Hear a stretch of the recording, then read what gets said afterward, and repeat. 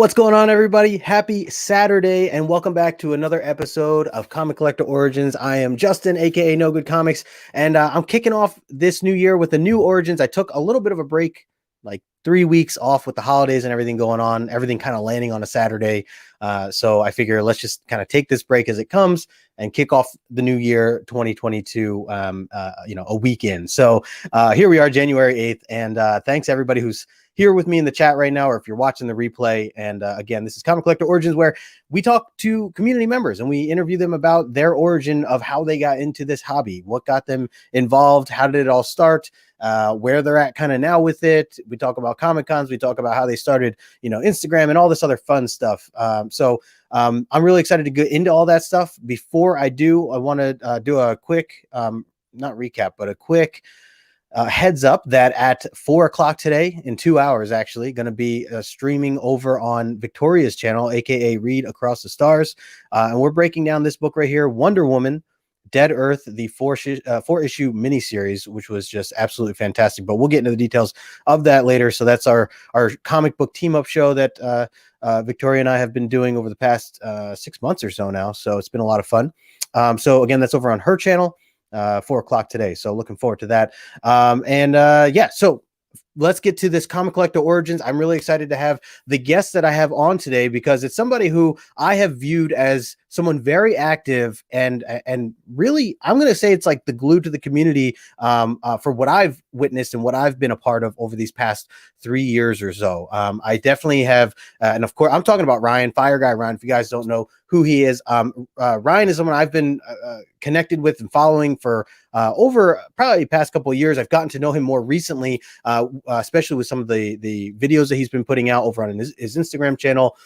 He does a ton on YouTube, which I'm sure, I know the list goes on, and we'll get into some of that, but let me bring him in now. My good friend, FireGuyRyan. Ryan, what's going on, bro?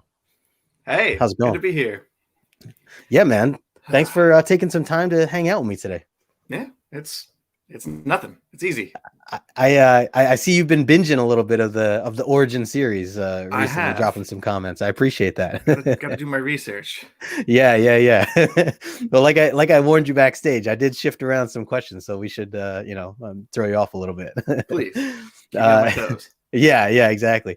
Again, thanks for being here. I appreciate you taking the time. I know, you, obviously, like I was mentioning before, you have a couple of different shows of your own that I know we'll discuss here in a little bit, and I know you have some fun. And I've been really enjoying your breakdowns on your Wednesday live streams. I think I missed this last one, but one thing I wanted to tell you, I have you in person here. Two things. One, I love your description of Two Moons, and in your this past week's live stream. If anybody has never watched Ryan's Instagram live streams, you should check that out. But Ryan, you said it is a very difficult book to describe, and I have been saying that every time that an issue comes out. And I am a little behind. I think 3 issues behind. I finished like the first trade. But it is definitely a book that you can't necessarily just say what it is in one sentence. So I felt very like I'm with you, is I guess what I'm trying to get at. And then secondly, you are nowhere close to the 3 books, my friend. Nowhere close. That's kind of the first time I recall like interacting with you, I think, directly, was seeing your weekly, like, if you could only grab 3 books from your LCS every week, which 3 books would it be? And I would always jump up there and be like, you bastard. Yeah. I can't Why do it. do you do that? Yeah. Like, Torture. I try, but it's tough. Well, it's awesome until I read them. Well, I was going to say, it is great to know that you are somebody who's like very active. You stay up to date, seems like, with the majority of, the new modern stuff. And that's something I try to do, time and time again. And it's tough because obviously there's so much out there nowadays, and a lot of great, writing and artwork and new ideas that are coming out, especially with some of these indie titles. So it's cool to see someone like yourself who I would say is definitely keeping up on the new stuff, which is not easy. So again, love what you're doing, man. I try. So if anybody here is not familiar with Ryan, I put all your information in the description below. So not all your information. I mean, not like where you live and all that other My stuff, social but security number and yeah, my credit card. Yeah. just All some of of your the information. details. It's all there. But I know you have a YouTube channel that you've got together, and also Instagram. Seems that you're mostly focused on Instagram, at least when it comes to kind of some of the regular posting and stuff like that that you're doing. So, but we'll get into some of those details. But again, anybody watching right now, or if you're catching the replay, make sure you are following and subbed up to Ryan. And let's say a quick hello to the chat before we get into some of the questions here. I see Ruben Guzman hanging out with us already. White Tiger, cool, calm, collected, saying Cowabunga fam, as always. Good to see you, Ruben. We have our good friend John from John's Comics with Kids, who just did a remix of my video. I was laughing at that earlier. John, I had just had Ryan watch your video before we went live. your remix. So good to see you, my friend. Thanks for swinging by. Let's see. We have Sheena in the house. Hello, Sheena. Thanks for swinging by as well.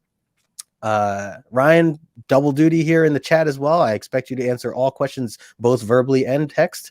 We have Inja Binja. What's going on, Inja? Thanks for swinging by. Let's see. R to the Onin. Love it. That's my brother. Oh, nice. Very nice. I like the name. Hey, thanks for swinging by. Circumstances also hanging with us here today. Good to see you, my friend. Trying to figure out what that meant, but when you read it out loud, it's like, oh yeah, okay, it definitely. I would just call him Circum for a while, and then I'm like, oh, Circumstance. Okay, all right, yeah. He's a good dude. Thanks for stopping by, man. We got VP in the house as well. Good to see you, VP. We got my man Steve from the Team Nerd Herd podcast. I was just hanging out with them this past Thursday. Had their Mondo Mail Call episode. It was a lot of fun, a great time, and a great panel. So good to see you, Steve. We also have my friend Jose, aka Spidey's Powder Tumbler, which I got your Tumbler that you had sent me, by the way. I'm going to unbox it on the Omni X-Men show this Tuesday. So, because it's relative to that show. So, appreciate you, man. And thank you for stopping by as well. We have Nigel, Desired Comics, hanging out with us earlier today. I was talking with him earlier today. Good to see you, Nigel. Let's see, scrolling through here. My man, Paul Morris, who me and Paul, we were just live the other night as well, talking about The Oath, Doctor Strange, The Oath, and that was a good time as well. So at the very end of that, I think. I was going to say, and I know you mentioned that you had read that. It's one of your favorites, right? Oh, yeah. As far as Doctor Strange goes, yeah, that's kind of it for me. Yeah. Definitely a great jumping in point for me. Our good friend Eric here, Azor's Tiger, hanging out in the chat as well. I know he had just won a really big book in a raffle. Congratulations, my friend. Let's see, scrolling. I think I'm getting everybody at the moment. A lot of people saying hi to other people. DJ Steam in the house. Hello. Not familiar, but thanks for swinging by here. And again, if you guys are new, make sure you subscribe to the channel. Smash the like button if you haven't already. But I think we're all caught up at the moment. If you guys have any funny business that you want to share to throw Ryan off his game, feel free to put it in the chat. We do welcome trolling here for Ryan. So, and my good friend Gore Vidal also hanging out with us. What's going on, Gore? This is my attorneys have advised me never to do one of these shows without their counsel. Yeah, Gore, I'd love to have you on here at some point, man. Gotta have you on. Same. I second that. We'll talk about Saga. We'll talk about Saga this whole time. I will also join that even though I have it, it's not my favorite. Let's see. My man Jason claiming comics in the house as well, making some lunch. Good to see you. All right, I think we're all caught up here at the moment. So again, thank you everybody for hanging out. We got 14 people with us. So Ryan, let's get into the fun. And one of the first questions I like to just start this simply off with is kind of where this hobby started for you. Where were you at in life when you kind of first got introduced to the idea of comic books or characters? Maybe it was films or shows that came first, whatever came first for you. How did you get into this hobby, and like how old were you? What was your environment like? Definitely started with characters in shows and movies and stuff. As a 90s kid, it was I was into the X-Men cartoon and the Batman cartoon, and nice, sometimes the Spider-Man cartoon, but definitely more Batman and X-Men. But yeah, I never really gave any thought to like the fact that they were based on stuff. It didn't really cross my mind, I guess. I mean, I was aware that they were comic books, but like, yeah, the urge to kind of read that never really struck me. I was a big reader. I had a lot of books growing up. I was into more novels and fiction and everything until the first time I ever remember reading a comic was in the DVD of X-Men 2. Came with like this little miniature size comic that fit in the case. That was a reprint of X-Men 1 with like the Snowman, Iceman, the Stan Lee, Jack Kirby, like the original X-Men #1. So I read that. Cool. I thought it was a little silly. Not the biggest fan of old comics. I definitely specialize with newer stuff. I find the writing to be kind of like clunky and awkward. So I read that one book, and then it didn't really stick. Like I didn't stick with you weren't all in at that point. Yeah. I thought it was cool. I was like, oh, I recognize some of these characters. That's fun. Right. And something about that must have stuck with me, because I remember in the build up to X-Men 3, which I was super pumped for because I loved the second movie. I looked online and Amazon had this CD called like 40 Years of the X-Men that you could order, and it had PDFs of every X-Men book from #1 up through around when that CD was published. So like early 2000s or something. Yeah.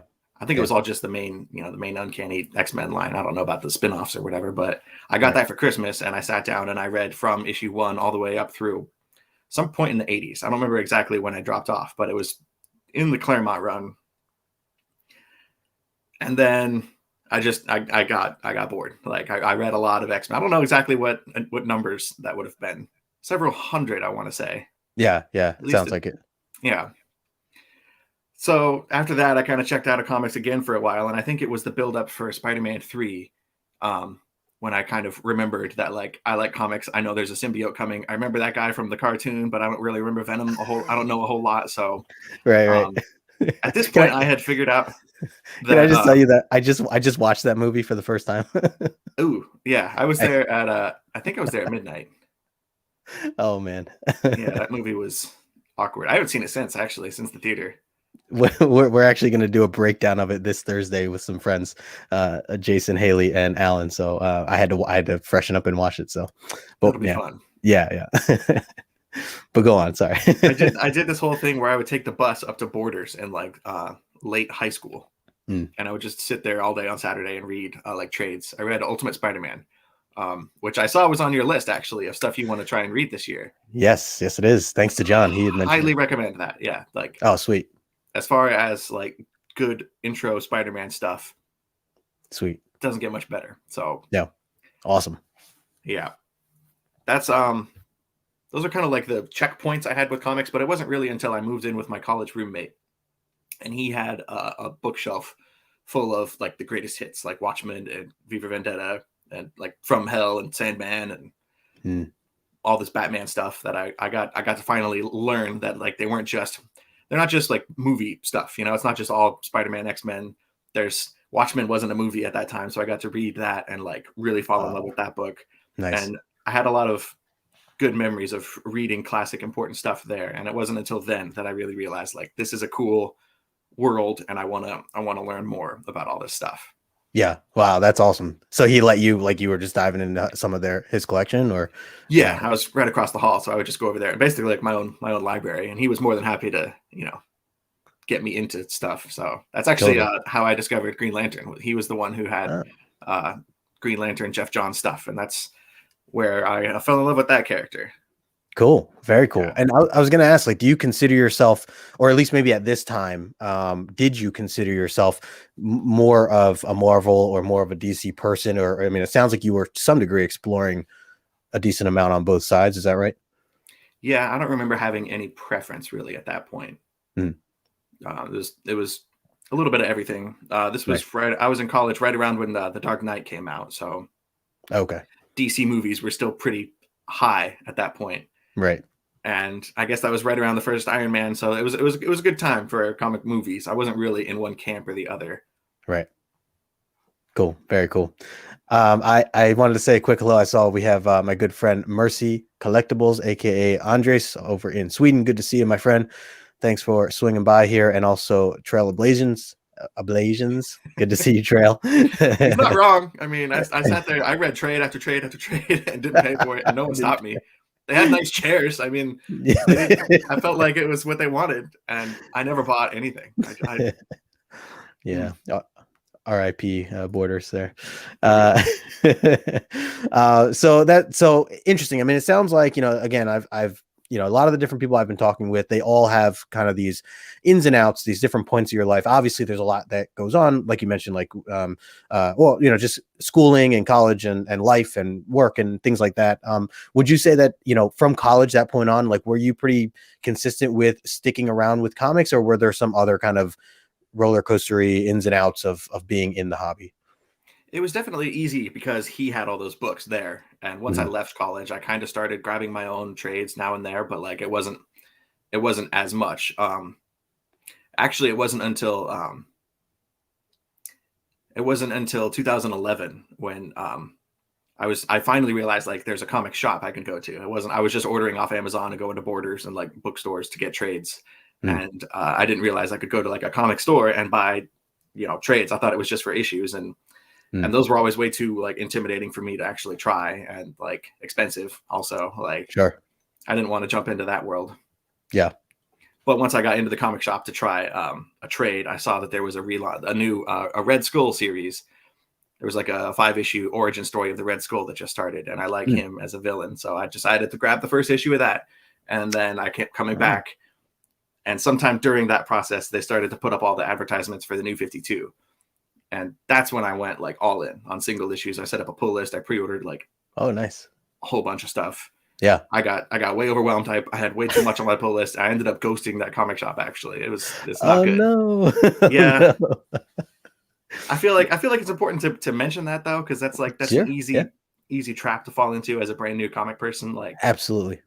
the momentum and the price and the weekly nature of like you have to drop all this money every single week, like it can really pile up and get out of control fast. So I feel like it's important to be upfront and clear about the risk of falling into that trap. You're 100% on point with that. I mean, that's partially why I do this whole 3 comic books a week thing. Is like I was just trying to figure out a way to cut back, and I was like, well, let me like have some fun with it and ask the community as well as I do this.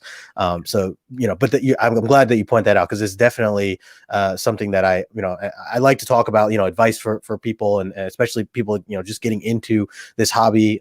So I think that's definitely something important to kind of mention as you're going through this. And I was going to ask you if when was it that you fell into this buying all these single issues and things like that. And and now you're still buying single issues now, right? I mean, it's but the thing is, with the New 52, I lasted about a year, maybe less, and then I stopped. I pretty much stopped. I had some trades still. I had a collection, but like it really wasn't until I got started with Comic Tom and all this stuff that I started like weekly issues again. Okay. Yeah.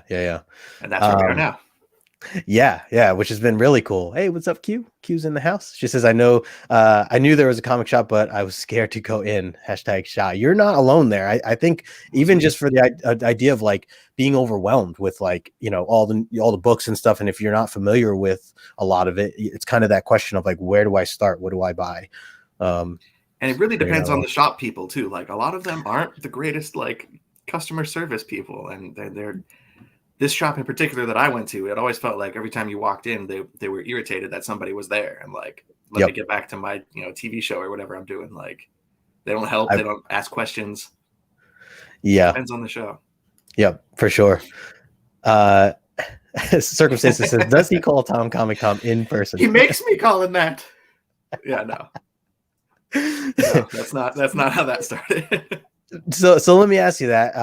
Obviously, I know you do a lot of co-hosting with Tom and everything, and love what he's been doing in the community. He's been really rolling with it over these past 3 years or so. Obviously, you being a big part of that as well. How has that been for you? And like, actually, even before, like, how did it start for you? I mean, how did you get into like even the idea of like kind of streaming and or even becoming friends, the two of you? Wherever you want to start, I guess. I was working in the mall. I had a bunch of different jobs in the mall. And then I got sick of that. I didn't want to work at the mall anymore. I interviewed at a bank, and I walked into the conference room, and the manager was Tom. Is this little guy. He was like in his early 20s, and he was all in a suit and a tie, and he was managing a bank. And we had this job interview, and I found out after the fact that the only reason he hired me was because all of the other people that worked at the bank were like professionals and adults, and like he wanted somebody that was like a dork that he could like talk to about comics. And Right. there was one day I remember specifically where I was working as the teller, and he came up and he was like, "Hey guys, how's it going?" He waving to all the other tellers, and he comes over to my side and he's like, "Dude, come over back to my desk." And we went over to the manager's desk, and he had this giant box, and we opened it up, and it was like a giant man statue that he just got sent to the bank for some reason. I don't know why he got all his stuff delivered there, but I just had good memories of working with him. We met there. That was like 2013. Wow. He got transferred out of there, and I hated that job. It was my least favorite job I've ever had. So I started working in hotels, and like 2018, Tom reached out and asked for like help with his YouTube stuff that he was going to start doing. And that's pretty much how I had no interest or desire in doing really any of this. Wow. If you go back and watch the very first thing I ever did with him, I was very uncomfortable and man, awkward. I'm gonna have to see that. Yeah, it was a video about Jared Fogle, like an ad he did in a DC comic for Subway, and just looking back on it, and after Jared Fogle and all that stuff happened, and it was really uncomfortable and weird. And we were both actually sitting side by side, like kind of like this video is right now, just staring directly at the camera instead of like facing each other at a table and having a conversation. There was a teleprompter and a script. It was all very wow. We've modified the formula quite a bit since then, thankfully. Yeah. That's cool. I see circumstances says, Ryan, make sure that my mystery box comes correct this month. I need a win. I try. We're actually putting that Reggie Collects Guide to Comic Collecting is going in the mail call this month, which I'm super excited about. Like, I've been bagging and boarding those. Actually going to do that after this show's over. Oh, sweet. And it's a thick like book, and you open it up and it's got like page after page of like solid information about like what a bag and board is, or like what an LCS is, or where to buy comics, or how to sell comics, how to grade comics. It's got all this information in there, which I think it's really cool. I hope people like it. Yeah, I saw him talking about it on a few of his shows there. So I think it's a great idea. I mean, obviously there's a ton that I wish I knew. I mean, Reggie was one of the people amongst you and Tom and everybody else like that I was going to, via YouTube to kind of just learn, just to, figure things out. What are people doing? How do I take care of my book? All those like common questions, those general questions that you're first getting into stuff. So that is cool. And it's cool you guys are teaming up. I think that's awesome. So kind of, where do you stand now with like, you do some stuff on your own now too, right? Like tell us a little bit about that. I'm trying to. Actually, it was back at the very beginning when we first started the channel, and Tom was like he basically forced me to start an Instagram. I didn't want to. I thought Instagram was just a place where people went to, take duck face selfies and like post pictures of their food and their cats. So I was just like, I don't want to do Instagram. Like, that's weird. Yeah. That's gross. And like, he was like, no, dude, like Facebook is fine and all that, but like Instagram is where it's at. And so I made the switch to do that. And then I don't remember why. I just changed my general YouTube login that I've always had. I just made that FireGuyRyan. And then I just started gaining subscribers just because people found me from like Tom's page and from other shows I've been doing. Yeah. And then just recently I hit 500 subscribers without trying. Mentioned about that. Yeah, that you haven't like put up much and yet. I feel so bad about that. Like watching other people struggle and do giveaways and like really work and grind at it. And like, I know how everybody else has like earned their 500, and it just happened for me. I felt really bad. And I was already thinking about doing a 2021, best of list, and it seemed like a right time. So I finally put out my first video the other day. Nice. So are we going to see more? Is this part of the plan, or? I'm going to try to. I don't want to. I'm a big fan of not setting too high of goals for myself. It's like laziness. I think laziness is a better way of phrasing that. But there's a fine line between laziness and like doing just enough to kind of not disappoint. Yeah. I'm going to try. Right now my goal is to do like a best of the month video every month. I like it. So we'll see how that goes. Yeah, I'm like, there's everyone's doing a yearly best of, and those are kind of like I felt like my picks were pretty standard, I guess, for the most part. Yeah. And I think if you narrow it down and do 12 different like top 5 books in the month, videos, which is my goal. I think that gives you more opportunity to kind of pick different stuff. Yeah, totally. A lot of people cracking up about the cats and selfies comment that you had earlier, and some congratulations as well. Thank you. So let me ask you this: with talking about Instagram, what are your thoughts on it now? Especially with, well, one, did you know that there was this comic book community that's definitely grown, obviously, since years ago at this point? And how do you feel about it now? I mean, it's just obviously you use it still. Is it still a place that you like to communicate with others and things like that? Oh yeah, like I can't really say enough good things about it. I've made so many good friends and connections, and all the people on here have been awesome. And just Yeah. I had a Facebook, and a MySpace and all that going back in time, but like I never was really big on like social media. I didn't really feel the desire to like grow a following or do any of that stuff. But something on Instagram just makes it easier it's just the community. Like, these people are awesome. Yeah, it's kind of totally all it boils down to. Yeah, and I mean, and especially with like obviously what's been going on the past 2 years in the world, and not being able to even go out as often or see as many people as we once did. Obviously, a great place to kind of go back to and be able to communicate in that. I always tell people, and as I've met people on YouTube and people I've followed, I think about my friend Sean from Slim Comics and More. He is someone who he's had a YouTube channel for a while, and he didn't have an Instagram account, and I would always watch his like Monday mail call show he would do. And every time I'd be like, "Hey, are you on Instagram yet?" And he's like, "No." He's like, "You can email me or something like that." And I'm like, "No, man, you got to get on Instagram." And I would like twist his arm. Basically, I always make the joke that I've twisted his arm, and since then he's jumped on Instagram, and I know he loves it now. And it's all because of what you're saying. Like, I told him, I said, you don't got to go on for the followers or or anything like that or impress people, but go on to be able to communicate. I was like, I want to talk comics with you, like outside of a chat, or something like that, so it's cool to be able to do that. And obviously with so many people, and since then I think he's got like almost 1,000 followers or something like that just in the past like 6 months that he's jumped on. So shout out to you, Sean, if you're watching this later. So yeah, I always encourage people to jump on, make that jump to do it. Not just like you said, not for the followers or to get known or whatever, but to actually just be part of this community and be able to talk comics with whoever you want to. Just to be able to like send DMs and post comments and just basic stuff, not having to I was worried I was going to have to like hustle and play the game and like work at it. And like, I don't like feeling like that fake, like, influencer kind of person, I guess. I don't know. It's a whole whole thing.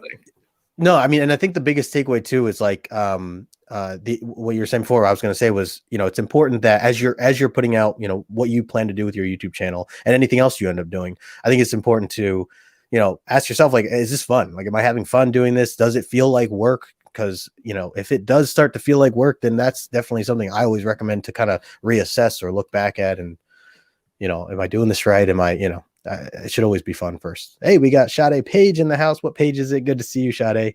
Thanks for stopping in as well. If you guys are just joining, talking here with my man, Fire Guy Ryan, I put his information in the description below. Make sure you sub him up. Let's get him to that 1K as soon as we can. Unsubscribe.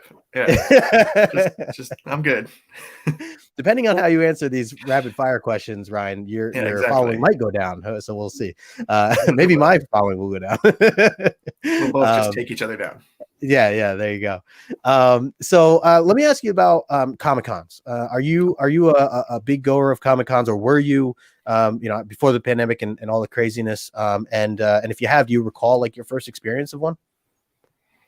My first experience, I guess I remember driving Tom to Comic Con one time because he didn't want to deal with parking and all that. And this was probably, I don't know, sometime after we worked at the bank and sometime before we started doing YouTube. So I just drove him down to Seattle and dropped him off at Emerald City Comic Con. I guess that's technically my first con experience. you didn't go in? No, I was too scared. My first time actually going would have been 2018 at Emerald City Comic Con. Definitely with Tom and our cameraman Slav as part of like a content gathering, like YouTube idea. Like the whole point was to go and make content. And I've only been to a couple cons that aren't considered like work.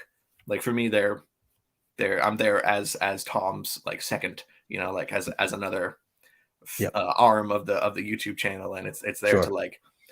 Early on, we were going there to like hunt down books to put in the mail call, and like, I guess all the time, every time it's there to meet people and make connections and and hustle. And there was never been a lot of time for me to just kind of wander off and like absorb everything and have fun. I mean, I have fun. That's not the right way to put it, but like, I know what you're saying. Yeah, just be able to kind of do your own agenda or your own thing. Yeah. So since, I mean, is this something that at least when you do get the chance to go, this is something you try to do from time to time? Obviously, yeah, we just went to there was Emerald City Comic Con last month, I think, recently enough. So we were both just there. I've never gone to one outside of Seattle. Oh, okay. So I would like to travel and do. Like I said, I've done Rose City. That was my first Comic Con that I went to. Was Rose City Comic Con in Portland. Oh, okay. Okay. That was like fall 2018, I think. So I guess Portland's not too far from me. That's like an hour away. Yeah, that's not that far. Yeah, it's a little more than an hour, I think, but it's not far. I would like to go to Chicago or even New York. That'd be fun. San Diego, I guess, makes more sense. It's closer. Yeah. But yeah, I would say definitely put some of those on your list. The ones that you had mentioned. I've heard great things about C2E2 in Chicago. That's one I want to hit up this year. Hopefully that'll happen. But yeah, it'd be cool for you coming to the East Coast at some point. Do some exploring there, or even just some of the shops. We have some great shops here. I saw someone mention Zap Comics earlier, a fellow Zap Comics customer, just like myself, here in Wayne, New Jersey. So, but yeah, like you could come out here and spend there you could spend a whole day easily, if you were to go hunting or whatever the case may be. I went to Pennsylvania last year, my first trip to the East Coast. Nice. Oh, your first trip. Wow. To the East Coast. Nice. And this is the first time I'm on the East Coast. So the one thing I wanted to make sure I did while I was over there was to go to visit Tony Soprano's house in New Jersey. And we drove all the way to New Jersey, and I went and sat in front of Tony Soprano's house. I was just like, that's cool. And then we kind of just went back. I have been to New Jersey, but nice. Only to see the important places. I just picture you just pulling up, and you're just like, "All right, here we are." There it is. Yep. I love it. It's a big moment for me. Yeah, I love it. I wanted to ask you too about your Instagram name, your handle, as you have underneath you, FireGuyRyan. Is that safe to say that's an office reference, or is there something more to that? Okay, that was one of the first things Tom and I bonded over working at the bank. He put me in his phone as FireGuyRyan back then, and that's just what he called me, just Fire Guy instead of Ryan. Nice. that was just kind of how it started, I guess, and then that became like my Instagram name, I guess.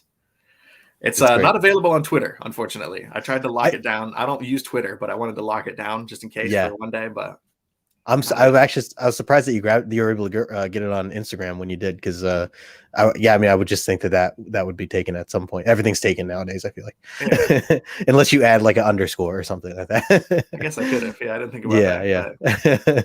No, but that works. I wanted to ask you, with this hobby, do you have any, at least for where you stand now, we got a little bit of a glimpse of kind of where you've come from with, getting into this hobby. Kind of what are your goals right now? What are you trying to accomplish, as from a collector standpoint, from a reader standpoint? The collection that you have behind you, are these things that, you plan to eventually pass along to someone else one day? Are you taking your collection to the grave with you, or or selling them at some point? Any thoughts to any of this stuff? I know there's some big picture questions, but as a short-term answer, kind of what happens when we die? All that stuff. Give us all the answers, right? Philosophy here. I haven't thought about that. I don't really. I guess when I'm dead, like whatever happens to this stuff happens to this stuff. I have recently just gotten into the idea of selling comics. I've never really used eBay before, or like had the opportunity to sell stuff, but I recently joined the Golden Age Gurus Instagram claim sales a few months ago. Nice. I've been to a few of those, and that's been a way to kind of move comics that I have. But other than that, I just I get stuff to read. And if I really like it, I will buy it in a better format. Right. And I really don't. It's kind of sacrilege to say, but like the single issue of a comic is maybe my least favorite way of reading a comic. I prefer like the nicer format, the better that I can get it in, like an oversized deluxe hardcover or an absolute or like a library edition are my favorite ways to read a comic. Yeah. I'm also a big fan of digital, as I know you are. That's right. So I'm not as attached to reading it weekly in the floppy single issue format. Right. So I'm okay with moving those, especially if I know I love a book. I want to share that story with somebody else. And when I go to the claim sales, I only sell full runs and like story arcs. Oh, nice. And I make sure to that's give good. give it to people who are buying it to read it, and not to like. I've had people try and I'm trying to think of an example of a book I was selling that had a key runs that have a key in the story arc that people try to just pick out the one. Oh, the one so they book, ask you if you could just sell the one book to you or Yeah. something, or to them. Yeah, things like that. Yeah, I try to hold firm on the story arc itself. Yeah. Just to share the love of the story, and then I'll buy it if I love it that much. I'll buy it again in a like Middle West is a good example. I bought the whole hardcover. I saw that you that's want that nice. too. Yeah, I do want that. Yeah. It's a really good collection.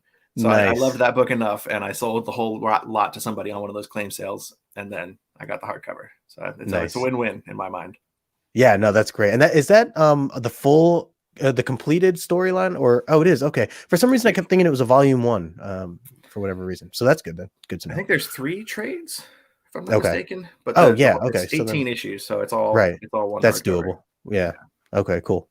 Very cool. And I mean, I like the idea of like you're saying, like selling these as a group or a collection, especially for those who want to read. You know, they'll be able to do that without having to go hunt down issue 2 or issue 3 or whatever random issue. Especially in the Golden Age Guru's claim sales, like he brings, like it's in his name, the Golden Age Guru. He brings a lot of like heavy, expensive, older stuff. Mm-hmm. So like I really I like the fact that I can bring something different to the table, and if people want to try like a modern book that they might have missed, something like that, like that's not going to cost you like $400 or something. Yeah, usually. No, right. No, that's a good point. I wanted to highlight a couple people in the chat here. One, Uncanny Swag had popped in earlier saying what's going on, and he said no good on a football Saturday. Yeah, man. They switched it on me, man. For those who don't know, I usually try not to stream or do anything on Instagram or social media while there's football on, but they last minute kind of switched this around. So I'll catch them later. I'll be all right. It's not that great of a game anyway. So, and then we had John Stout in the house. What's going on, John? Good to see you. Never need to apologize there, my friend. Thanks for swinging by as well. Q here, J Rail. She says Comixology is 100 because my Prime account gets a lot of the free 99 stuff. Yeah, that's a great point too. Hooking that up, and yeah, as you were saying, Ryan, I'm certainly a huge fan of the digital reading and Comixology. I have a problem. Like I have a Comixology addiction. Like a flat it's a problem at this point. I have over 1,000 books on there. Like all graphic novels, and like I go on there like almost every day to check, just see what's on sale, and like I think I want that. I think I want to read that someday. And if it's like $5 or something, like I'll buy it. And it's so dumb. I have way more on there than I could ever read. I mean, I'm with you, and I have things that I have digitally and I have physically, and I might even have like the trade or the hardcover along with, again, depending if I loved it and I just wanted that. I just kept going to that next level. Like, ooh, I really like this. I'm going to own it here. And then, they came with a hardcover. All right, got to have the hardcover. Like, so on and so forth. It really got bad when I started doing content with Tom. And then I started thinking like, these make much better like screen grabs. Like it's way better to grab a screenshot off a digital comic than it is to try like photograph your paper book. Like, Yep. Yeah. I always see you laughing when I'm posting pictures of my iPad laying down and make it look so good. Yeah. The pictures of the pictures. Yeah. I see Steve here saying too, I've cut down on my floppies. I've been picking up trades again and some hardcovers. Yeah. It seems like we're definitely not alone there. And glad to hear that, Steve. I'm glad you're getting some nice hardcovers nowadays. Uncanny Swag saying that he reads in trade as well. Let's see. Just I would do that if I didn't have my job. If I wasn't like the modern guy on our channel, at least as part of our crew, that's kind of like my niche that I've like slotted myself into. Mm-hmm. I'm the guy who does the modern stuff, so it's kind of like my role to be up on everything that's happening right now. Yeah, but I prefer to read in chunks, like in trades, and the story just flows better that way. That's how it's meant to be, I think. Totally, especially a lot of the modern stuff. I feel like it's much more bingeable and kind of created in that way. Where you want to read it straight through. Do you have some books or collections or things that you'd like to show off? Something that means something special to you? I do. I What do touched you on this got? earlier. This Yeah. is Red Skull Incarnate by Greg Pak. Okay. This is the trade paperback of the 5-issue miniseries, The Origin Story of the Red Skull. This is the first comic I bought in a shop, like the first single issues I ever bought. So I liked it enough to get the trade of it. And I recently sold. That's an example of a book that I sold at a claim sale because I specifically love it and I wanted someone else to experience it. I got rid of my original copies of it, and nice. I would rather have it in a trade anyway. I've always felt weird about like opening up books that are that old. I mean, it's like 10 years old. It's not that old, but right. I feel like I'm gonna like sneeze and rip a page or something's gonna go wrong. Yeah, I just get so anxious reading like stuff that's valuable or like sentimental. So just give me a trade. I don't mind accidentally messing that up or dropping it in the toilet or something. That's a great point. And that's a part of why I kind of started to get into some of this. I mean, I'm reading digital too, but like I also do like where I can get this experience of physical in a trade and literally not have to worry about if I want to eat some Cheetos while I'm doing it, or something like that. That's, I think, one of the main reasons I love digital, especially, is because it's a lot. You can read it with one hand. You can be chowing on food and not worrying about like I'm gonna get my greasy Cheeto fingers all over it. Even a trade, I don't like touching like Right. I don't want to mess with any of that. By the way, Comic Collector's Origins is brought to you by Cheetos. No, I'm just kidding. Hey, Unruly Simeon in the house. What's going on, man? Good to see you. I grabbed this one off my shelf too. This is another one that I really love. This is Superman for All Seasons. Okay. This is actually one of those books that my college roommate had, so I made sure to grab my own hardcover version of this. Oh, nice. This was the first comic I read that like made me like really feel emotions, and like really there's a lot of stuff in here that like made me like pause and like think and like feel sad in a good way. Wow. And it's a Superman book. And I say that jokingly, but like, I wouldn't think that you could, get, I mean, I can't say I've read a lot of Superman. So that's partially, this is the wrong book. On me, but. This, my roommate told me at that point, cause he had a few Superman books and I think everybody has this feeling like Superman's dumb. Like, who cares? Like, Batman's way cooler. Why would I bother with this guy? He's boring. Right. And he said, shut up and read this. And I did. And my opinion on Superman has been forever changed. I think you have to find the right writer who can tell the right story and not just focus on his powers, but focus on like what makes him a good person. And I have now kind of taken on that role of telling people, shut up and read Superman for All Seasons if you think Superman can't be cool or you can't have a good story. And above all that, the Superman stuff, there's a really good like father-son story in there that just really hit me hard. And like, in the way that the best books do, or the best stories of any kind do, where you like have an emotional connection to it, an attachment. And totally.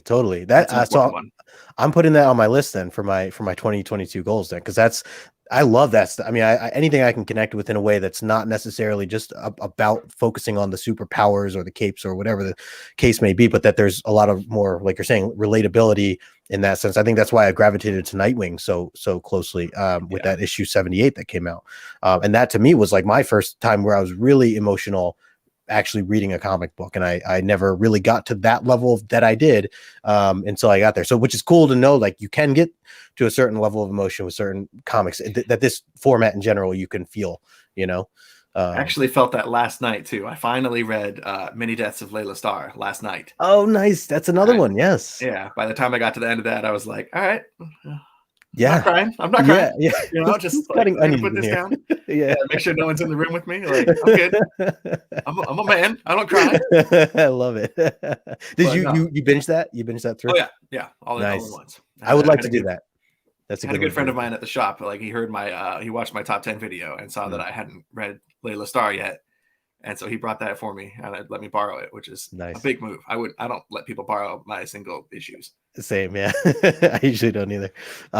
He hooked it up. That definitely would have been in my top 10 if I had read that before. Right. Yep. No, that's awesome. That's great. That's definitely a book that I will be seeking out as a hardcover at some point. I assume they'll have something nice out there. My good friend James Phelps here chiming in, says he enjoyed your first stream the other day. Good stuff. Thank you. Let's see, scrolling through here. I saw Unruly Simeon earlier, said hello to you. Thank you for swinging by. I see a lot of people. We got 18 people hanging with us right now. Again, if you guys do not follow Ryan, make sure you do so. I put his information in the description below. Yeah, he's talking about Red Sun 2. Let's see, just scrolling through here a little bit. Gore talked about Barry Windsor Smith, Monsters, that came out last year. Is one of the most comics graphic novels I've ever read. A very, very moving book. I've not read that. I've heard really good things. It's been on a lot of people's top books of the year. I'm waiting for a Comixology sale personally. I looked it up and it's like $30 on there. It's like it's a thicker book, right? Yeah, it's a big beefy book. So I'm gonna try and snag that at a discount at some point. Nice. That's a good idea there. Hey, we got my friend Kevin here, Superpower Review. Thanks for stopping by. Sade and I just broke down Nightwing, or the first day of the year, actually this year, is our first stream to kick off. And she said, as we talked about it, Nightwing is phenomenal, and so happy you made. I didn't make. We have to say made. Yeah. I may have twisted an arm or so, but yeah. That's how I was discovered it. Like someone twisted my arm, and I had no desire to read a Nightwing book. Yeah. And now I'm a convert. So that's how it works. Sometimes you have to get forced. Yes, sometimes you do, right? That's one of my personal favorite things, is like giving recommendations to others after, based on my own experience, my own diving into certain things. So I'll forever do that. So I'm talking some football here. I was talking to Rajan, talking about the Broncos.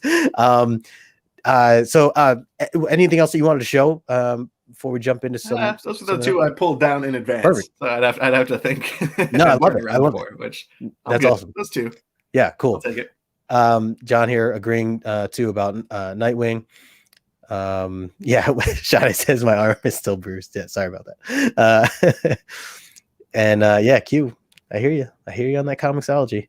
All right. So I want to ask you, I know we talked a little bit about like the idea of like, this hobby being, or kind of talking some advice with newcomers, people just getting into this hobby. And this hobby is definitely one that I think can come off as intimidating, with one, the fact that there's just so much to read. And two, the community, while as amazing it is, I do feel like sometimes there's kind of gatekeepers to some of the things that we get into, and that can definitely be a turnoff as well. And I totally get that. And obviously a lot of hype and other things. So if there's one piece of advice that you would give to someone brand new to just getting into reading comics, or on the fence of exploring it, what comes to mind as a piece of advice that you would give? I think about the things that helped me, and the reasons I stayed out of reading books for so long was the intimidation factor of seeing and they stopped doing it now comics are really into like renumbering all the time. But when I first walked into a shop, it was like Avengers number 796 or something, and you don't know like where the hell am I really supposed to just go back at number one and read the whole, because that's how my brain works, and that's how I did with X-Men when I had that CD. I read all the way from number 1 until the 80s, and that's not, you can't do that really. And right. So I would probably say like, think of it, something you want to try reading, and like look it up online, like find a list, or like a reading order, or like best Spider-Man stories, for example, and like find a way in that way. Look for guidance, I would say, and don't just try something brand new yourself. Yeah. If I'm giving a recommendation or giving a book to somebody to read who doesn't read comics, I try not to give them a superhero book to begin with. I think I've had the most luck with people trying the hobby for the first time. People who haven't done it yet, really, I feel like at a certain point you stay away from comics because you don't like superheroes. You don't want to read Batman or Spider-Man, or you have preconceptions about the hobby. So yeah. Give somebody like Something Is Killing the Children, or not Saga. A lot of people will say Saga for like their first comic, and I really don't think that's a good idea. Bearded that's a whole nother conversation. Yeah, exactly. I watched that video, and That's exactly like the right reaction. Like I agree with his misses so much. Unruly saying being all logical and practical, Ryan. Yeah, he knows. No, I think that's great. I think it's a great starting point for anybody. And it's just, again, like you're saying, like it's definitely just something overwhelming. One of the first things to ask about any, character or even like publisher, like, oh, I want to get into Marvel. Like, where do I start? Like, there isn't really necessarily an answer to where you start per se, but there are definitely recommendations of where it would make sense for, certain new readers. And I think, like you're saying, like kind of talk to some people about it, do some research on that. I was very lucky that like when I first got the nerve to walk into a comic shop, that like New 52 was just starting. And that's like, I honestly, if somebody is interested in DC characters, I think those are all good. And they were built as solid beginning points for characters. Like if you've never read Swamp Thing before, like that's a solid entry point, like Scott Snyder's Swamp Thing and New 52.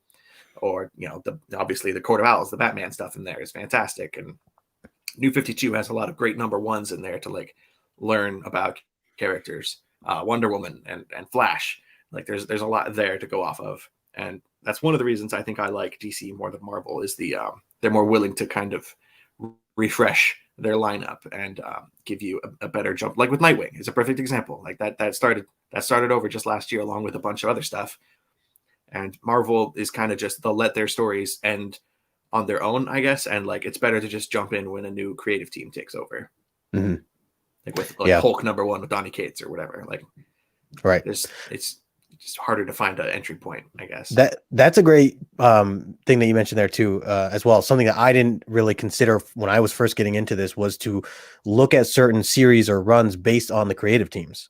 Obviously, a lot of that will tie into, if you're whoever you start with, like whoever wrote the same character at a different time, those are not necessarily going to be, matching or go along with each other. So, and then as you get into discovering, maybe you start to discover like certain writers that you like, to the point where, as something I do now is like Jeff Lemire, one of my favorite authors, like anything he does, I'm always open to just giving that a shot, no matter what, buying it and not even thinking twice, just to explore that, because I just love so much of that stuff. So that's another great point of just like the different creative teams and writers and artists. If you gravitate towards one, that can be a thing to learn and to go with. You don't necessarily need to pick a character per se. That's actually solid advice. Like find a creator that you like and follow the creator, not so much the character. Yeah. Let's see. I see Flash here mentioning started reading the Lemire Moon Knight. Great story. Bad for beginners. Okay, there you go. That's something or a good point to know. Gore saying I never had a problem with when it came to comics. I jumped into X-Men, Titans, Legion, and Indies without knowing anything about them. The art drew me in, the stories kept me there, and the mystery. Yeah, I mean, and those are other pointers too that could totally pull somebody into, depending if it's a certain genre that you're into or certain style of artwork that you're into that you want to see more of. Then those are great points as well. And speaking of, there he is, Greg. He heard us. He heard his name, so he came. That's what it was. Thanks for swinging by, Greg. Unruly talking about they're reprinting All-Star Superman in hardcover in 2 weeks. Oh, okay. That's different. I want to make sure that's not this right. book. That's not that one. This is Superman for all seasons. All-Star Superman, I honestly don't think is a very good book to give to somebody who's not familiar with Superman. Okay. At least for me. Like I found that one to be really complicated and intense. It's Grant Morrison, so like there's a lot there, and it's built on nostalgia. So like read that one once you know a lot more about Superman. Oh, okay. Good to know. Because I actually did buy that, the one that Unruly Superman was talking about. I did buy that on Comixology middle of the year last year. I haven't like gotten a chance to read it yet. It's a classic. It's great for a reason. I have the Absolute down here. Oh, okay. They don't fit on my shelf because my shelf sucks. Right. But it's a phenomenal book. I just don't think it's great for beginners. For Superman. Yeah. So I actually might pump the brakes on that then and not continue to not get into that yet if you're saying that. And maybe I jump into the book that you had just held up. One for the reasons you had mentioned earlier, and also two, just because I'm not very familiar with it. It's Jeff Loeb and Tim Sale, so like that's the Batman. I was going to ask who the team. Who the art was. Yeah, okay, very cool. Tim Sale. Like they're a proven creative team, so like it's just awesome. I love that so much. Very cool. Very cool. Well, I want to, those are like some of the questions that I initially had before we jump into some of the rapid fire questions here, Ryan. So again, we got 18 people hanging with us right now. Appreciate everybody. Make sure you're subbed up and following Ryan, and not just that, but if you want to talk comics, Ryan is certainly someone to do that with. So don't hold back on reaching out to him. Let's see. Mercy here said All-Star Superman even has a cartoon movie, I think. Oh, okay, cool. That's cool. It does. DJ Steam, Spider-Man Blue is also amazing from that team. Oh, okay. They did a bunch of color books for Marvel, like Daredevil Yellow and Hulk Gray and Captain America White. Okay. I haven't read any of those. I really want to dabble. Nice. Always something more to read. Yeah. Oh, absolutely. All right. Let's this is one of the parts that I really enjoy about this show, is kind of throwing some random curveballs at you, the guest, and seeing what you come up with here. So I'm gonna do some rapid fire, and feel free to, no wrong answers, whatever comes to mind first for you. We'll do some comic book related ones and then some non-comic book related ones as well. So I'm going to start out with some of the basics and ask you, what if you could choose just one character, who's your favorite character of all time for comics? Sinestro. Ooh, okay. Specifically written by Jeff Johns during the Jeff Johns Green Lantern run. Mm-hmm. Like Sinestro. Oh man, so I heard that run is like iconic. I mean, what Jeff Johns has done during that time, I heard, was truly really good. Yeah. And I've never really got into it, but I would start there. Green Lantern Secret Origin is the book you want. If you don't like it, then you don't have to read the rest. But the build up from there all the way up through like Blackest Night is okay, legendary. Is that's something I wouldn't need to know much detail beforehand, or requirements of reading beforehand? No, the weird thing is he started the run and then he didn't tell the origin story. He didn't redo Hal Jordan's origin until issue 30 something. And that story arc is collected as Secret Origin. Oh, gotcha. But that's where you want to start, and then go back and read from issue 1 up through. And it honestly takes a while for that run to kind of pick up and get going. But once it does, it's fun. He introduced a lot of stuff and really changed Green Lantern forever. Nice. Yeah, I've heard nothing but great things about that series as a whole. So great choice, great pick. Certainly a first for the channel here, so I love it. What about if you could choose a superpower? What would that superpower be? I recently just finished Jessica Jones season 1. Oh, nice. I've been rewatching all the Netflix stuff, and I keep thinking about like Kilgrave, like Purple Man. To just tell people to do stuff. Like, I don't know if I would go as evil as he did with it. I would just be like way lazier. I would be like, I want that car, please give me that car. And I'd get a nice car, and I'd go to a restaurant, maybe get a nice meal. I wouldn't pay for anything ever again. Maybe I'd be like slight criminal. That's slight, but you're just trying to make life easier. I wouldn't make people like jump off buildings and kill themselves like he did. Right. Yeah, he's and I haven't watched that season yet. I watched the first episode and I really liked what I watched. And I love the Daredevil stuff, Netflix stuff, all that was great. Punisher, those were the main two, and the Marvel Marvel Knights I watched. But that was one I didn't, and I definitely want to at some point. But I actually, Daredevil issue number 4 from the original Daredevil run was one of the earliest Daredevil books I ever randomly decided to read. I actually read the first 6 issues, which were all the Yellow Suit issues. And when I did read Purple Man, that's where I learned who Purple Man was from that issue. And I just generally thought that was such a cool power to have. I mean, he's in a crowd, and basically his power essentially didn't work on Daredevil because he was able to kind of block that out or whatever, at least in that particular issue. So he's like, all right, well, I'm just going to have this crowd around me just attack you then. And he just Daredevil's like, oh crap. He didn't even think of that. So now he's trying to fight all these people off. But I was just like, man, to have that's such a, I mean, there's so many, from a writing standpoint, there's probably so many ideas that you could do with that. So, and as you're saying, to make life easier, we'll say would be a great the Force, but you don't have to totally. Do a lot. I love it. You can't be a Jedi by making other people do all the well, you can get a good sandwich. Right. That's funny. Very cool. So let's see. Next one I want to ask you is, and we'll keep this current. From current artists, who is your number one favorite comic book artist? Goodness. I've actually been making a strong effort to focus more on art lately. Nice. I have a writer brain, a writer background. I've always come at it more from the story, and art has always been kind of like, I'll take it or leave it. Like, it's cool, but I don't mind so much if a book is drawn by a good or great or good or bad artist, as long as I love the story. Right. But lately I have been trying to focus more on the artwork. Nice. Current art, I guess I have a list of people. I can't really, for covers, David Mack stands out. Like, I really like watercolor stuff. And He's great. David Mack is always like my go-to favorite cover artist. I do enjoy Jimenez, like his work on Batman was really eye-opening for me. I'm a big fan of Christian Ward. He just did the interiors for that like Gardner Batman Secret Files book. That was like a random one shot that like is totally meaningless, but like the art is unbelievable. He's great. I like Martin Simmons a lot on Department of Truth. Yep. Which I know not everybody loves that artwork, but I love it. I can't get enough. You're right. You're right, though. It's definitely, it's not for everybody. I know some people who are total opposite end of the spectrum there.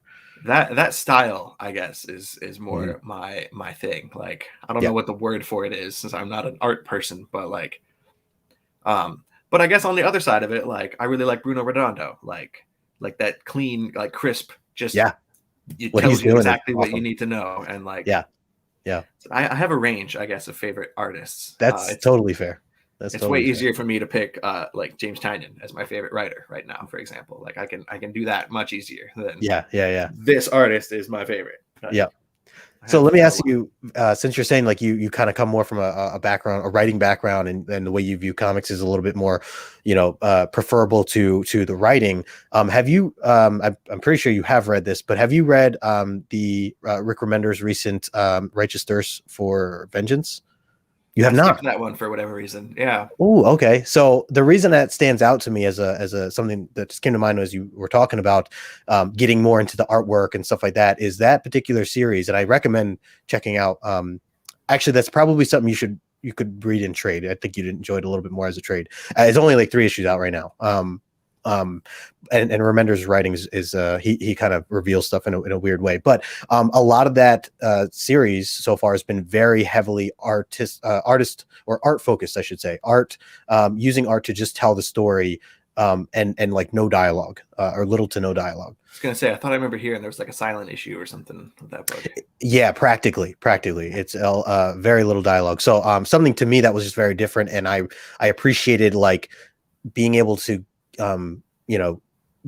gain a story based on things that I'm not necessarily used to, of just having all this artwork, but it was like enough, so just something I'm taking a hard left. That's good, man. Recommendations. Yeah, just something that came to mind as you were saying that. Yeah. So it's been good. I've been enjoying it. A lot of people here are putting out some of their answers as well. Russell Dauterman is another great one. Sorrentino, absolutely love Sorrentino. So yeah, earlier Esad Ribic, Unruly had mentioned. Cool. Although I don't like the way he draws eyes. Like I've ever since I noticed, like, there was one weird Fantastic Four cover he did where there were like bulging eyeballs. Oh, from the new stuff. Yeah. And now I can't help but notice it. Like, I think I know what you're talking about. Actually, I've seen it a lot on the Eternals book that he's been doing recently. Right. Like, nice. I love his art, but the eyes are just like so bulging and like gaping out of the skull, and like it's uncomfortable. They're seeing through you, Ryan. Yeah. All right, next question here. What was the last comic book that you read? The very last comic book, I think it was Layla Starr #5. Nice. That's last right. night. That's right. Just binged it. Nice. I guess if I died right now, that would be the last comic I ever read, and that'd be a good one. That'd be a good one to go out with. Totally. What about let's talk about movies here for a second. What's your favorite we'll say superhero based or hero based film, comic book based film, I should say, of all time, I should say, too. So it could be old, it could be new. The one that comes to mind is one I really don't want to say because I hate the fact that this is the one I like the most. Because the people that love this movie really bother me, but Joker. Like, I think Joker might be my favorite comic from flavored the movie. recent... I love it because it's Taxi Driver. It's just Taxi Driver, but with a clown. And that's Taxi Driver has been one of my favorite movies for a long time. And so I've never actually seen Taxi Driver, but it's the same thing. Maybe I need to. Okay, it's a guy. You're like you kind of seen it already. it's a loner who goes a little crazy, gets a little obsessed with a girl, and goes on like a killing spree at the end of the movie. And like, it's a bad person. And like, I think people who love Joker have the wrong idea about the movie. I think John was recently actually talking about this. That like, I mean, he posted like a story or something where like a bunch of characters and like people who are looking at the movie the wrong way or idolizing the character when they shouldn't. And I just love the film of Joker a lot. Superhero movies are kind of getting to me. Like I don't know how much longevity the MCU has post Endgame. I also have not seen No Way Home yet, so I can't. I'm pretty sure that would be up there based on what I've heard and what I've spoiled for myself. So I know I'm gonna like that movie. Yeah, let me remove all my questions about No Way Home right here. Hold on one sec. I know what happens. The day it came out, I read the story because like I knew I didn't want to. I didn't want to like hide from the internet for so long. Right. And now I just feel like I want to go, but like I already know what happens. Right. By the way, I love Joker. I mean, I thought that was a great film. Obviously, it's a very different style of what what comes to mind when you think of comic book related comics, but I really enjoyed that. Gore is telling me to put down Saga and watch Taxi Driver. Yep. All right, second. I second pretty much everything Gore says, but Gore will never steer you wrong there. Here's what he was talking about, what you had mentioned there. I don't idolize those kind of characters, but I am fascinated with them. Like Walter White was another one he put in that story post, and Tony Soprano. I went to his house. Like I love anti-heroes, or that's not even the right word. Like they're villains. Like really. Yeah. That's why I pick Sinestro. There's your googly eyes for Eternals. It's cute. Yeah, there you go. Hey, we got Bobby in the house. Station Bobby, good to see you, man. Let's see. Next question here. I want to just scroll through. Favorite comic book run of all time that you've read? I don't want to say Green Lantern because that's like the obvious choice.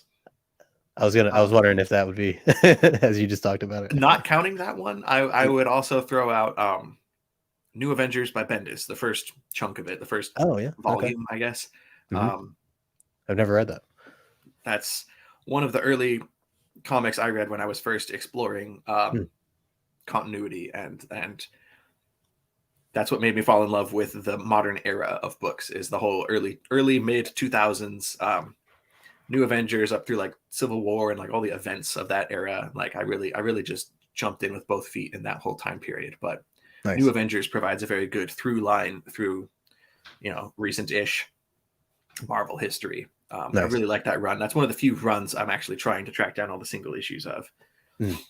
I can't think of another one off the top of my head. Other than that, it's just like stories, I guess. Like, Nice House on the Lake is going to go down for me as one of my all-time favorites for sure. It's so great. Yeah, so great. I know you had mentioned Tynion being, certainly top tier for you right now. I am going to do a little this or that. So, who would you prefer right now, Tynion or Ram V being the better current writer? I am gonna have to say Tynion only because my Ram V experience is very limited. Okay, that's fine. I have these Savage Shores waiting for me on Comixology. Oh, nice. There was a John had mentioned that. Really? John, he told me about that. Yeah, a lot of people love that book. And I heard good things. Yeah. The whole run was on sale for like $1 on Comixology recently. Stupid heavy discount for that book. So I picked that up. Nice. I just read Layla Starr, and that's definitely one of my top 10 of the year. I'm gonna have to readjust my mental list. Yeah. I like the Swamp Thing. Like, I don't really love it. I especially don't love the way it's kind of steered off the focus it had early on in the run. I really liked the first part of the story. So up until recently, that has been my main Ram V exposure. Okay. So I need to learn more, but Yeah. Just because of that, I have to go with Tynan. Totally. And obviously Tynan just hitting home run after home run after home But run. I think Romvi might be a stronger writer based on at least Layla Starr Okay. and like the structure of that story and like the emotional depths it was able to get to. But Tynan has more of like a horror focus, which speaks to me. Yeah. No, it's a good point. Gore here had mentioned to you, he's talking about has a point. Jeff Johns' Green Lantern and related Green Lantern Corps are good science fiction, and if you play Doctor Who music in the background, it's even better. Oh, that's a way to change the experience a bit. Doctor Who music, especially, is really kind of silly like, in my mind. Just a lot of. Hey, we got Rock City in the house. What's up, Rock City? All right, let's see. Next one. Let's see. All right, some quicker ones here for you. We'll start off simple here. Let's go Batman or Daredevil. Daredevil. Love it. What about Pepsi or Coca-Cola? Coke. Yes. I knew that was coming. Pizza or cake? Pizza. Yes. I want to say cake. Just because I don't want to say pizza, because that's like the answer. But yeah, we're very heavy motivators of pizza. It's so much easier to eat a whole pizza than it is to eat a whole cake. Like that's true. If you sit down with a cake and a fork, you're just gonna want to kill yourself from like depression. But like I could easily just go to town on an entire pizza and not regret it. Yep. And also it could be for breakfast, lunch, and dinner. I think it's a little more cake, smooth. I guess. I don't know. Harley Quinn or Poison Ivy? Poison Ivy. Oh, okay. Just all right. Whoever not Harley Quinn is. Oh, okay. I'm not a fan. All right. Yeah. I know before you used to say Punchline or Harley Quinn. Yeah. See, I had to change it up a little bit. I would have to say neither. If those were the options. If that was so I give you an even easier one there. But also Poison Ivy is just really cool. Yeah. No, so for sure. Let's see. I see you, John. What did he say? I love how Ryan is so motivated to change his answer if they might be. I got it from you, man. It's great. All right, let's here's a great one. Since you're reading a lot of the newer stuff, Boom Studios or Aftershock? Ooh. AWA. But since I have to pick, that's fair. I don't know. Aftershock has been I liked them a lot more like a year ago. Yeah. I'm learning more and more with Aftershock. I've been let down more often. I could agree with that. I'm trying to think of stuff I even really love that's coming out from Boom right now. And like Something is Killing the Children has been, I didn't really enjoy this whole prequel story arc they've been doing. Mm-hmm. It's fine, but like I'm ready for it to get back to the main story here back in March. Right. Berserker is, it's what it is. I'm not reading Once in Future. So I don't really have a lot of going unless I'm forgetting something really big from Boom. Yeah. But Layla Starr came out from Boom. So oh yeah, there you go. On the whole, I might have to go with Boom. Q says Not All Robots. That's been fantastic for sure. Yeah, AWA. That's probably just another one I should just have here as a choice in terms of asking these this or that questions, because AWA certainly has been killing it here. A lot of people agreeing with you there for AWA. So for sure. Because I'm right. It's there you go. All right, let me I'm going to change it up a little. Some non-comic book related stuff that I wanted to ask you, and this is kind of more or less where I kind of shifted some things around. So I want to get an idea of what you think of, what is when it comes to like picturing a perfect day, what are like 3 elements that would be included in your perfect day? Oh, wow. Perfect day. No alarm. All right. I think this is going to give away just how lazy I am. No alarm is the first one. Like, let me wake up whenever I freaking feel like it. No alarm. No. This sounds like really bad, but like no obligations. I don't want to do anything. Like I want the freedom to be able to do what I want to do. And if I choose to go do something, that'd be good. But also if I choose to do nothing with my free day, like that's usually what I will do. No alarm, no obligations. which I guess you could mean no people, because I feel like that's the third one. That's kind of what I want to say for the third one. So you're basically the character from The Office Space. Is what it sounds like. Who, Milton? Right, the weirdo? No, not the weirdo. No. The main character. He just okay. He just does what he wants when he wants. He strolls into work whenever he wants to. He's just exactly. I don't think I'm going to come in today. That's kind of how it is. Like my job now, I work full time with Comic Tom and doing the mail call stuff, and like I make my own hours. So like I really do like part of the week I get to just go there whenever I feel like it and bag and board. I usually end up staying there way too late, but I go in late, sleep in.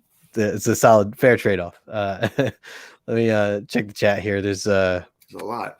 Yeah, a couple. John said, "My wife is the same way, Ryan. If she notices something she likes is popular, it makes her question everything that she likes about it." I don't trust like if something is good enough to, or if something is appealing to a very broad base of people, I immediately think it must be like watered down, or it must be dumped down to appeal. If this many people like it, something has to be wrong. And there's some exceptions, right? Some things are genuinely that good. Sure. But I'm skeptical. It's fair. That's fair. Yeah, that's fair to consider. Unruly says nothing wrong with doing nothing. My favorite plan. I'm with you there. Steve saying he just wants to live, yo. Ryan's story of my life. Yeah, you're not alone there. Shout out to no people. Yeah. Or the people I want to be, like randoms, like strangers going out in the world. Also, that's a good three. Rock City, pretty solid there. Yeah. Bobby also, Ryan just needs a little more time to take a day at the spa. There you go. Could do that. Try that too. There was a pandemic, maybe. Yeah. How do you like your coffee? Do you drink coffee, and how do you like it? I do. When I go out, I like to have people make it for me because I'm too lazy to like bother making it like cool. Back to the lazy theme. Mm-hmm. Exactly. Like when I wake up, I'll just throw some coffee into the coffee maker and drink it. Like I stopped buying creamer just because it was getting like expensive, and like I didn't like see the point. And there's something cool about black coffee, but like I do love a nice mocha or something when I go out to like a coffee stand, and those are all over Seattle. Like you can't drive 5 blocks or whatever without seeing a little coffee stand on every corner. So like everywhere. Yeah, I'm guilty. If I'm feeling fancy, I don't do it myself. That's fair. I'm not like a coffee artist. That's fair. Are you said are you like cream, sugar, all that? Oh yeah. The works. But if I'm at home making it myself, I'll just take it black. It's easier. And I'm drinking it for energy. Like it's the same way I feel about like alcohol. Like it's fun. You can say it tastes good, but you're drinking it to get drunk. I'm drinking coffee to get jacked up. Like I want that energy. Right. So a lot of people, coffee is life for sure. For sure. Nothing easier than a Keurig. That is true, but I'm not really a fan of Keurigs. Thank you. Okay, they all have this funky taste, and maybe it's just because the ones I've tried have all been like not cleaned. I was gonna say I would get sick just because I like if there's like there's like what do you call it, like fungus that grows in these things and all that, or mold I should say, and I'm like extra sensitive to that, so I would get like a sore throat like every other day from drinking Keurig. So I tasted there's like a weird undertaste to every Keurig coffee I've ever had, and otherwise. That too, and you have to clean it. Otherwise, you have to clean it too, like very often, in which that takes away from the whole point of being like easy. If it's supposed to be lazy-ish, then Roxy said, "Wait, coffee is is popular in Seattle, the place where Starbucks was born." Yeah, that's all true. Let's see. All right, next one I'm gonna ask you here is, do you have a cool celebrity moment that comes to mind? Celebrity moment. It's only applicable in our community, but when I was working at the hotel, my last hotel I worked at, I kind of bounced around to a few different hotels in my 7-year hotel career, but I worked graveyard at the front desk for 7 years. And this was in 2018 or so. This was after I was with Comic Tom, and once I was kind of aware of comic books, and there was a convention at the stadium next door. And I was checking out guests one day, and the guy I was talking to was Humberto Ramos, was just like staying at the hotel. And like I got a little bit of a moment. You know, I was like, oh, okay, I know who you are, but I didn't want to be like weird or Right. anything. And Don't want like to fan out. every guest that checks out, they have to sign like their paperwork or whatever. And I really wished I had like a Spider-Man comic or something. You know, be like, and also every hotel person has to sign one of these too. Like, just, that would be great. slip that in there too. Just it's policy, but sir. in It's that, policy. exactly. But yeah, Umberto Ramos was staying there. Clayton Crane was staying there that night too. Oh, okay, nice. But they were both, you know, it was early and they were both pretty quiet and tired. Yeah.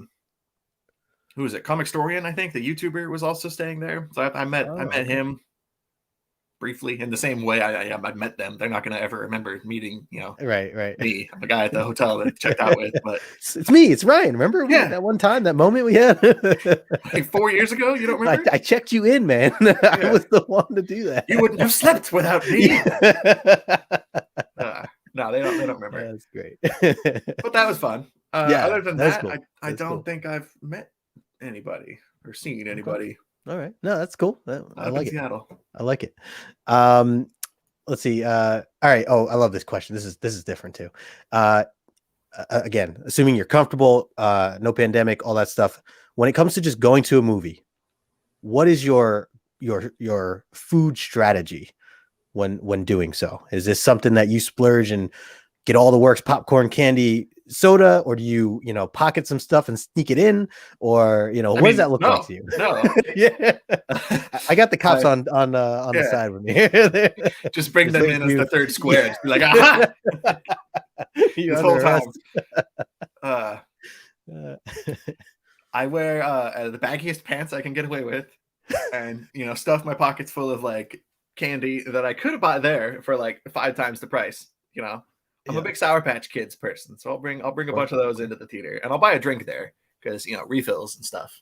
Yeah, it's worth it. Yeah, I'm not the biggest popcorn person. Okay, I find it's good, but like you end up dealing with it all day. It's just kind of in your mouth, in your teeth. That's true. Like, oh, I'm good. They should give you popcorn and a toothbrush. Should come together. I guess you have to deal with Sour Patch in your teeth all day too, but that's true. Yeah, it tastes better. Yeah, right. Yeah, John's agreeing with the Sour Patch there. Q says hit up the dollar store for the snacks first. That's a good move. That's the strategy. For sure. Beer in pocket. Beer in pocket. I haven't tried that, but yeah, that is maybe fit like a can in there. Certainly a strategy. A flask might be a better idea. Yeah, there you go. I've never tried to do that before. Actually, alcohol in a theater. Unruly saying popcorn drowned in soybean oil. Don't think I've ever experienced that before. Unless that's what the butter is. I don't know. The butter. Yeah, true. Yeah, Reese's Pieces. Yep. I'm always curious about this because I know lately, I mean, actually, ever since I've been dating my girlfriend, now it's been 5 years. We've really been big fans of just being moviegoers, and we go all out. We definitely splurge, and I will get my own large soda in which I will drink maybe a third of it, and that's it. Partially because I don't want to have to get up in the middle of the film, but other than that, that's been a strategy. And then we get a large popcorn in which I eat just a little bit of it, and then we'll maybe sneak in some chocolate here and there, or if I see something on the rack, then I'll buy it. But yeah, I used to soda and get like 2 straws. We'll do that. Like they're buckets. They a large soda at a movie theater. They're huge. Yeah. You don't need 2. Like just get one and you refill it, and you get 2 straws. You're good. It's true. As long as you can agree on a beverage. Yep.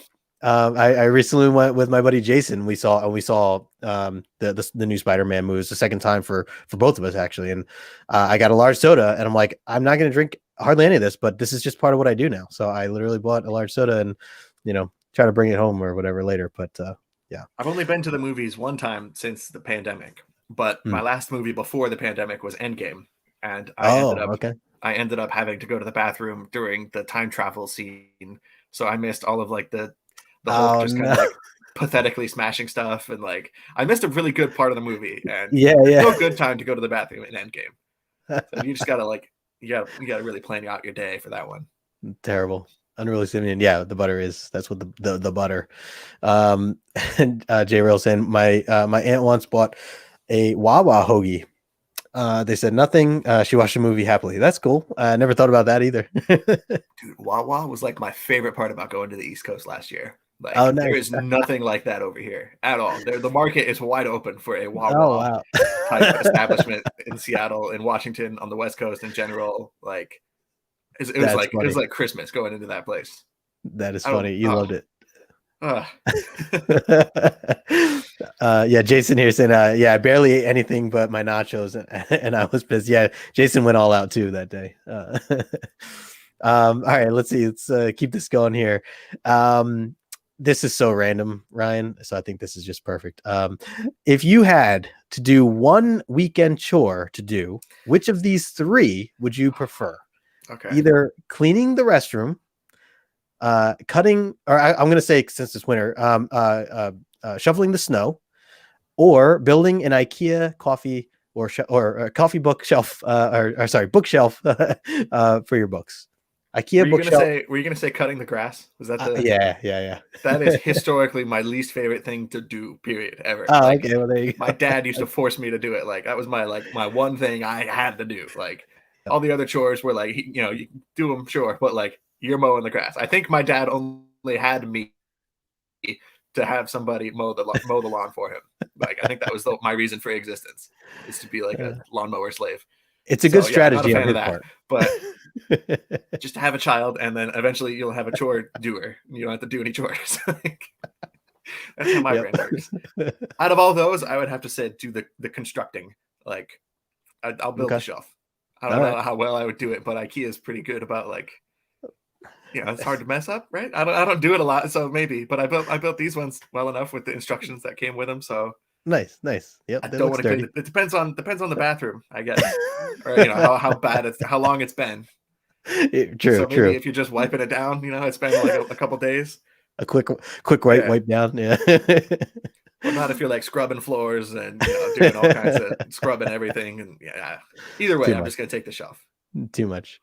All right, let's see. I'm gonna go back on some of these other ones I love talking about. Are you a sports guy? And if you are, No. Who your team? You're not. You're not. All right. I mean, as a child, I did like the Supersonics. Okay. Back when they were a thing. I had a poster on my ceiling of all places. I look at it when I fell asleep of I don't remember who the hell it was, so it clearly didn't. It was Nate McMillan, I want to say, like a basketball player for the Sonics back in the 90s. I don't know why that was my thing, but for a brief period, I was into the Seattle Sonics, and like, of course, they're not a team anymore. So right. That's the reason I bailed out of sports. Like they're gone, done. No more sports for me. They're gone, I'm gone. Yeah. Yeah, Sean Kemp, Gary Payton, Detlef Schrempf was on that team. Yeah, like, there were a lot of cool cats back on the 90s Sonics. Hey, we got Damien in the house. What's going on, Sleepy Reader? Thanks for swinging by. I think what made it worse, like right at the end, when I was working at my last hotel, it was right across the street from where the Mariners play, and right down the road from where the Seahawks play. So the majority of people that stayed at our hotel pre-pandemic, of course, were super rowdy sports fans. And I was the night guy. So every time there was a game, like I would always be like a half hour late to work because traffic was just a nightmare.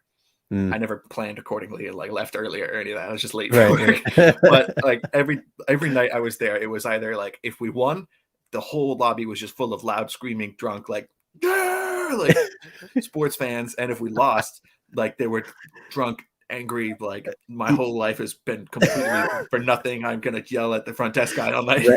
Random fist fights, I bet. Yeah. I didn't like sports to begin with, and now like that was my last kind of exposure to sports fans, and that's fair. That's fair.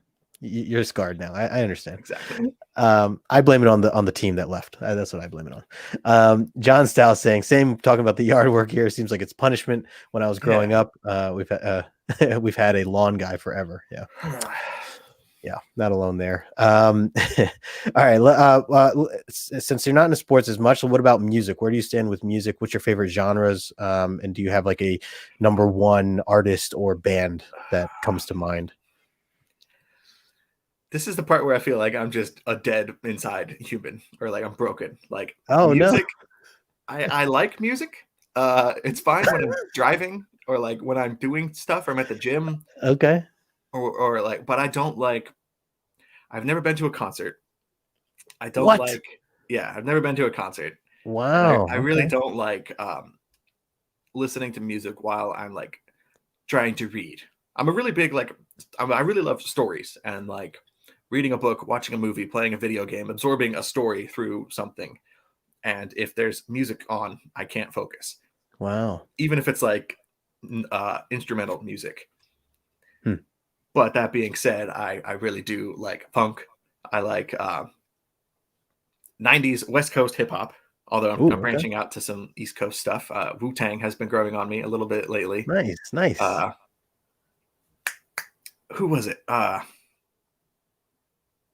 Is it? That's gonna bug me. I'm gonna say the wrong band. Tribe Called Quest. Oh That's what yeah. it is. I've been enjoying them recently. Nice. All Um, right. so I'm branching out. Historically, I guess I have always liked like the Red Hot Chili Peppers, and I guess that was kind of the roots of my like obsession with funk music. Okay. But Yeah. obsession is really an exaggeration. Like I prefer silence. I guess is the way to put it. Okay. I would rather watch a movie or Yeah. Yeah. you know. All right, that's fair. That's fair. Yeah, I mean, music is I feel like been like life to me for growing up and all. Yeah. But yeah, the concert thing. I'm surprised you've never been to a concert. That's especially well, That's I guess it I makes tend to sense if you skew haven't. with older bands, and like I like the Mm, Beatles, and I like Led Zeppelin, and like yeah, even the Red Hot Chili Peppers. Like I know if I go to a concert now, like no, yeah, like you're past your prime. Like if I could go to a concert maybe in the 90s or the 80s or something, right, right. like I'm good. But any band or artist I would want to see is past their live prime. Mm. And I don't know, something about people who really like music bug me. It's a this is where I will lose subscribers. But like I feel like so Yeah. much of music fandom is people trying to out obscure each other. Like I like this obscure band that no one's ever heard of. Well, I like this one that even less people have heard of, and that makes me cool. And I'm cool because no one's ever See, heard of this band I like. so you're letting the fandom of it kind of ruin it for you, though. That's the It problem. poisons it. Yeah, like Yeah, yeah, yeah, I yeah. just yeah, I'm cynical.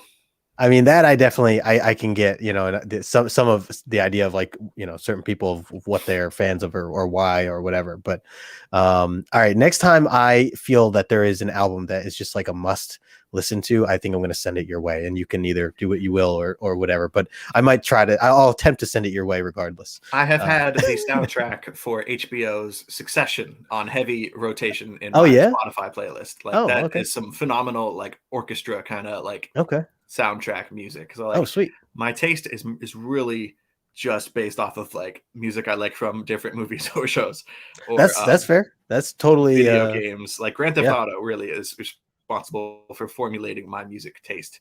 Uh, Nice. that's how I was introduced to hip hop and like funk music, and was just playing a video game and driving around in that fake video game with a fake, they're real songs, but like it's a fake radio Right, right. station. So like So I you just just got used to listening to them. Yeah. exactly. Or like Rock Band. I used to play Guitar Hero and Rock Band a lot back when those were thing. So like Yeah, heck I yeah. got a lot of music knowledge from other sources, I guess. But I've never That's really fair. felt compelled to like buy a record player and be one of those kids. Like Wow. Wow. I don't know. One of those kids. Yeah, There are some hilarious things in the chat. I'm So sure. Let's I'm get gonna into I'm it. gonna light some things up here. We'll start Thank it you. off with John, who said that he's a founder of the town in Footloose that outlawed dancing. Still haven't seen that movie. Coincidentally, Ryan, I've only been to a couple of concerts in my life as well. You get some disco from Bobby there, and then Unruly saying, "Oh, this explains so much. Poor Ryan was born with no soul." I'll accept that from him. Unruly. He says, "I need background noise." Yeah, I put earplugs in when I read comics. Oh, do you? Just so Wow, that's I'm less interesting. distracted, like even from like kids Wow. outside or something. Desired Comics, Nigel talking about Tribe Called Quest. Definitely some good stuff there. I have. It actually was an idea for me once to like do a YouTube video or something where I was going to kind of make a few recommendations of artists or albums to listen to while reading certain themes or certain comics or whatever. I am a fan of like having some sort of background music on. It can't have a lot of lyrics in it, or if it is, it has to be like metal so that I can't understand as much of the lyrics. But otherwise, yeah, and not all metal, but yeah, sir, something sure. Like that. But yeah, depending on what it is. Did you read? And I'm not going fully left turn here, but did you read the recent? I have it right here actually because I'm that obsessed with it. Radio Apocalypse. I did get that book in spite of everything. Did you listen along with? No. Listen to what? Did you know that there was a soundtrack with this book? No. Oh, okay. So there, in the beginning, a lot of people miss this, so you're not alone. Okay. In the very beginning, he talks about Ron V talks. Is it Ron V, right? Yeah. I think it's Ron V, right? Yeah. He talks about how there's going to be references of lyrics or songs or titles or certain things that are mentioned throughout the book, and he said, if you can, put that music to these particular scenes, so it almost makes it like a cinematic, like movie scene in a sense. And I saw him say that, but I didn't really notice what he was like, where that was in the book. Like I didn't pick up on it. So there is the main there's two that I know of. One that I had really experienced when I first went through and read with it, and it's towards the end with, and this isn't like a spoiler, but where he talks, the girl wants to hear a song, and so this guy pulls a record down. That's like the cue for, and he names the song. I think I remembered that, but I also remember like already knowing what song that was. I don't remember the song, but I remember when that moment happened. I was like, Bruce Springsteen. Okay, yeah, which I don't like. Oh, okay. So I actually never heard that song before. I'm not a big Bruce Springsteen. But fan you're New Jersey, like you're supposed to. No, but I grew up in New York, so that doesn't count. Okay. I'm New Jerseyan. Yeah, so that to me like kind of changed the game in terms. It was a song I never heard of. I actually really liked the song with those scenes, and it was really cool. Anyways, I'm going way left hook here, but it is a really good comic, and where's issue 2? Right? Yeah. Like I feel like that book... they pushed it. Yeah, they pushed it back, and then I heard it's going to be the 12th, this Wednesday coming up. Okay. But even that, I don't know. I was just looking before on the list, and I didn't see it again, so it may have gotten delayed even further. Who knows? But anyways, so that's really interesting, this whole music thing. A few other people here, James talking about Method Man, who I actually got to meet and share a flight home with once from LAX to he was on The Wire, and he will get my undying love for The Wire before Wu-Tang or anything. Like, he was really cool. He was chill. Not a lot of people like suspected who he was, or I was the first to kind of walk up to him, and it was weird. It was weird because we were just at Disneyland over on the West Coast, and so one of the things that we were bringing home with us was a Lion King stuffed lion that I had in my hands. So as I was walking up to him, I did have this lion in my hand, and it was very awkward. But I was like, and that's kind of how I was like, "Are you?" I was like, "Method Man." He looked around. He's like, "Yeah." And I'm like, "Dude, like, what's?" He was really chill. But anyways, so yeah, great point there, James. Hey, we got Comic Ozzy in the house. What's going on, Ozzy? Yeah, Greg had shared a lot of concert experiences while he was on this show, and so you're hurting his soul here with this, but that's okay. I do that on a weekly basis anyway. Yeah, that's okay. Every Friday night. I believe it. Oh, this man right here, Nigel, saying so Nigel travels the world. He's all over at least the United States for work purposes, but he meets up with a lot of comic book community members, and I've had the experience to witness him doing karaoke at Baltimore Comic-Con, and it was fantastic. It was not about the music per se, but the energy and fun is what I think you would appreciate, right? Right. I appreciate karaoke. I am just terrified to death of doing it. Like I've never done it, and I like few things scare me more. No, like that's I ended up not doing it. Fighters. That's fighters and karaoke. But Desired, you would have thought that this man was the artist himself. That's how good of a job he did with really entertaining the crowd, the bar, the rundown bar that we were at. Yeah, he says Ryan dislikes the fandom in general. I really do. Like the word fan. I hate admitting that I'm a fan of something. Like, right. I don't like that. It makes me feel like a mindless like sheep who is just like, I'm going along because I like it. And I don't know. There's got to be a better way to phrase it because the word fan bugs me. Yeah, there are a lot of great comments here. I'm gonna keep going here because I want to ask you about before we close out on here. And we got 22 people. Thank you all for hanging out.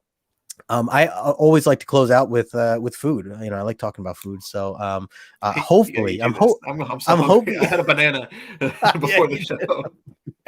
did. Yeah, I'm Ryan gonna was go trying to be get. healthy before the show. That's it. So you know, if it's you know, you know, it's dinner time Friday night, you do whatever you want to do.